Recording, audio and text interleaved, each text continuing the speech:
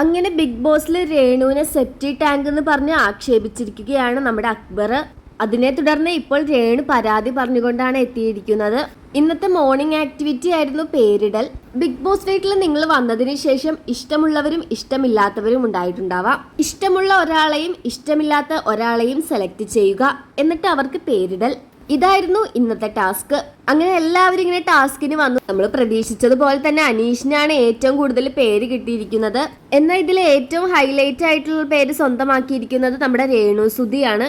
വേറെ ആർക്കും ഇത്രയും മോശപ്പെട്ട പേരിടാനൊന്നും സാധ്യതയില്ല.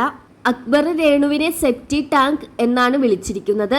അക്ബർ അത് പറയാനുള്ള കാരണം എന്താണെന്ന് വെച്ചാൽ ബിഗ് ബോസ് ഹൗസിലെ ടോക്സിക് ആയിട്ടുള്ള ഒരു വ്യക്തിയാണ് രേണു.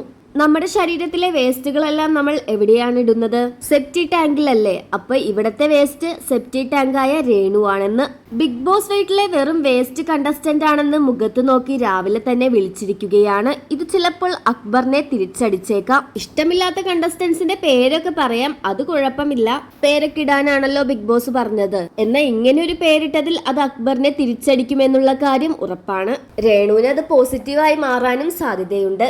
രേണു ആണെങ്കിൽ അത് നല്ല രീതിയിൽ തന്നെ ഉപയോഗിക്കുന്നുണ്ട്. ക്യാമറയുടെ മുന്നിൽ വന്നിട്ട് ഇങ്ങനെ പ്രേക്ഷകരോട് പറയുവാണ്, കേട്ടില്ലേ, പലതരത്തിലുള്ള പേരുകൾ നിങ്ങൾ എനിക്ക് ഇട്ടിട്ടുണ്ട്, പക്ഷെ ഇത്രയും മോശമായിട്ടുള്ള പേര് എനിക്ക് ആരും ഇട്ടിട്ടില്ല.